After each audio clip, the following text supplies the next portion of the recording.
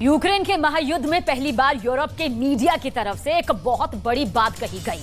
दरअसल कई अंतर्राष्ट्रीय अखबार व्लादिमीर पुतिन की तुलना अब तानाशाह स्टालिन से करने लगे हैं। स्टालिन की वजह से दुनिया में 1 करोड़ लोगों की दरअसल मौत हुई थी और अब दावा यह किया जा रहा है कि पुतिन भी स्टालिन के ही रास्ते पर चल पड़े हैं।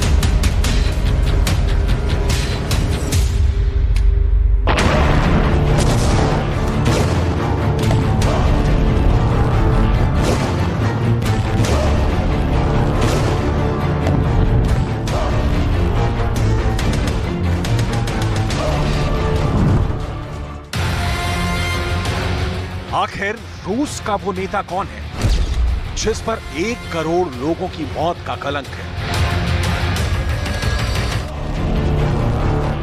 1 करोड़ मौतों का जिम्मेदार लीडर सोचकर भी रूह कांप जाए, लेकिन ऐसा हुआ है और ऐसा किया है व्लादिमीर पुतिन के ही एक राजनीतिक पूर्वज ने, जिसका नाम है जोसेफ स्टालिन।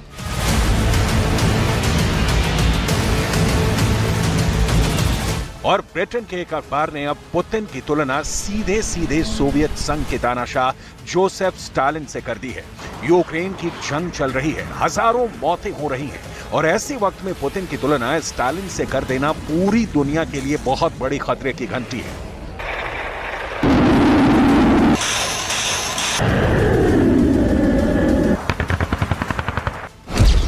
कुछ पुतिन विरोधी अखबारों ने पुतिन को लिटिल स्टालिन करार दिया है।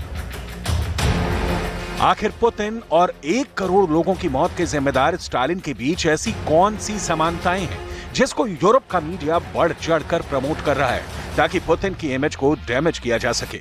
आखिर 1 करोड़ मौतों के जिम्मेदार स्टालिन के बारे में पुतिन क्या सोचते हैं, ये सब हम आपको बताने वाले हैं। लेकिन इसके अलावा हम इस वक्त दुनिया की 2 सबसे बड़ी खबरों की भी चर्चा करेंगे। पहली खबर ब्लैक सी यानी काले सागर से है, जहां पर पुतिन ने पराक्रम दिखाकर ज़ेलेंस्की की 6 यूएवी बोट्स को डुबो दिया है। और यूक्रेन युद्ध की दूसरी सबसे बड़ी खबर यह है कि ज़ेलेंस्की ने काउंटर अटैक में डोनेट्स्क के कई गांवों को आजाद करवाने का बड़ा दावा किया है।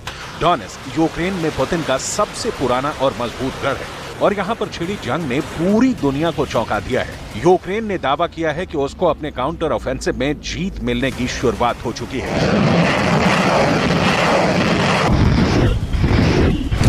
यूक्रेन की सेना की तरफ से यह दावा किया गया है कि उसने डोनेट्स्क के 4 गांवों को आजाद करवा लिया है।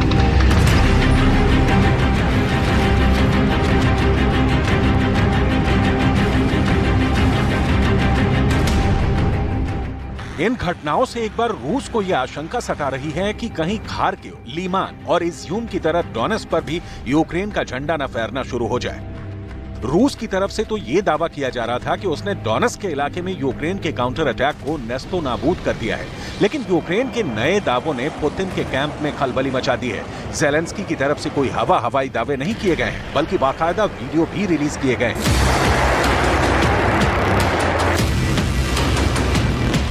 सोशल मीडिया पर वायरल हो रहा ये ज़ेलेंस्की की विजय का वीडियो नंबर 1। ये डोनेट्स्क के एक गांव की तस्वीर है जिसको जीतने के बाद यूक्रेन के सैनिक वहां अपने देश का झंडा फहरा रहे हैं। और ये भी ज़ेलेंस्की की विजय का वीडियो नंबर 2 है। ये भी डोनेट्स्क का ही एक गांव है जहां पर यूक्रेन के सैनिक जीतने के बाद यूक्रेन का झंडा फहरा रहे हैं।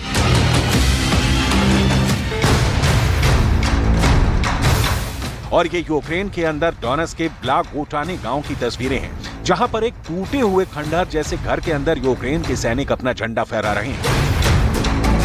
और ये यूक्रेन के अंदर डोनेट्स्क के ही नेस्क चुने गांव की तस्वीरें हैं, जहां पर यूक्रेन की जीत का दावा किया गया है। डोनेट्स्क के एक गांव स्टोरोजीव के अंदर भी यूक्रेन के सैनिकों ने वीडियो रिलीज कर दावा किया है कि यूक्रेन के सैनिक अपने बख्तरबंद गाड़ियों को छोड़कर भाग निकले हैं। ज़ेलेंस्की की फौज इन इलाकों में तलाशी अभियान चला रही है और एक-एक रूसी सैनिक को तलाश कर रही है। 8-го окремого мотоморської піхоти 35-ї бригади, Чернігово населений пункт Староживе. Слава Україні! Героям слава! Слава!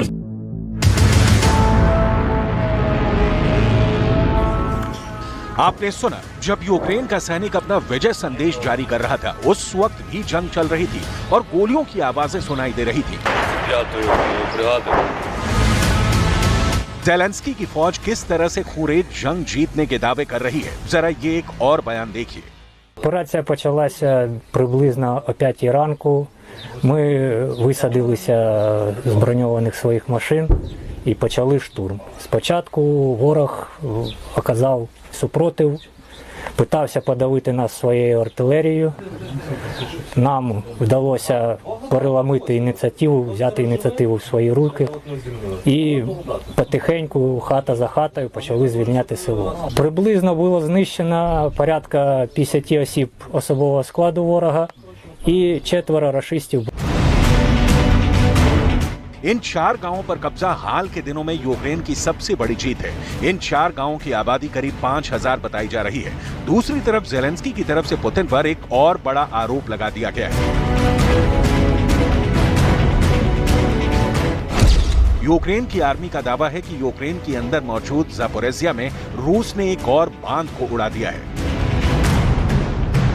ज़ेलेंस्की की सरकार की तरफ से यह दावा किया गया है कि ये 1 हफ्ते के अंदर कखोका बांध के विनाश के बाद यूक्रेन का दूसरा बांध है, जिसको रूस की आर्मी ने विध्वंस कर दिया है। पुतिन पर जिस तरह यूक्रेन के बांध को तोड़कर अव्यवस्था फैलाने के आरोप लग रहे हैं, अब अमेरिका का समर्थन करने वाला वेस्टर्न मीडिया पुतिन को लिटिल स्टालिन कह रहा है।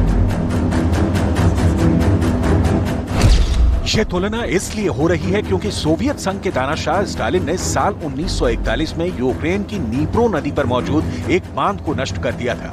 इस बांध के नष्ट होने से 1 लाख लोगों की मौत हुई थी। बांध को तबाह करने से पहले कोई पूर्व सूचना या चेतावनी नहीं जारी की गई थी।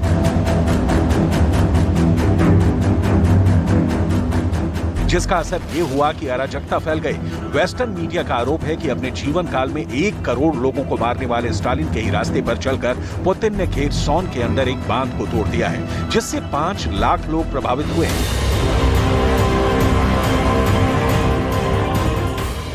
ये खेरसॉन की ही ड्रोन फुटेज है, जिसमें साफ देखा जा सकता है कि किस तरह एक बहुत बड़ा इलाका बाढ़ में डूब गया है। लोग अपने मकानों को छोड़कर विस्थापन करने पर मजबूर हो गए हैं। इन सारी तबाही का आरोप पुतिन पर लग रहा है। यूक्रेन का दुख इस वक्त कितना बड़ा है, आप इन तस्वीरों से समझ सकते हैं। एक तरफ ये देश युद्ध की मार झेल रहा है और दूसरी तरफ सैलाब की मानव निर्मित त्रासदी में राहत और बचाव का काम भी चलाया जा रहा है। हजारों लोगों को अब सामान्य जिंदगी में ला पाना इतना आसान नहीं रह गया है। ज़ेलेंस्की की जिद ने यूक्रेन के करोड़ों लोगों को पुतिन का कहर झेलने के लिए मजबूर कर दिया है। दिन पर दिन ज़ेलेंस्की टूटते हुए नजर आ रहे हैं। अब ज़ेलेंस्की ने एक और बयान दिया है और ये कहा है कि बांधों के टूटने की इंटरनेशनल जांच करवाई जा रही है। Міжнародного кримінального суду у перший же день після катастрофи генеральний прокурор направив в офіс прокурора Міжнародного кримінального суду відповідне звернення щодо розслідування цієї катастрофи, і робота вже почалась. Дуже важливо, що представники міжнародного правосуддя на власні очі побачили наслідки цього російського теракту та самі почули, що російський терор продовжуються ще максимально цинічними та жорстокими обстрілами затопленої території евакуації. Ми вже लेकिन इससे क्या हासिल होगा? क्या दुनिया में कोई है जो शक्तिशाली पुतिन को सजा दे सके? पुतिन को सजा देना तो दूर की बात है, पुतिन की सुरक्षा व्यवस्था इतनी चाक चौबंद है कि कोई दुश्मन पुतिन को छू भी नहीं सकता है। दूसरी तरफ रूस की सेना ने काला सागर में गैस पाइपलाइनों की रखवाली वाले अपने युद्धपोत पर किए गए यूक्रेन के हमले को नाकाम कर दिया है। रूस के रक्षा मंत्रालय ने कहा है कि यूक्रेन के प्रियाजोवे जहाज पर हमला करने के लिए 6 यूएवी बोट्स लॉन्च किए थे और रूस ने ये सारी नावें नष्ट कर दी हैं। यूक्रेन का ये युद्ध अब अत्यंत क्रूर होता जा रहा है।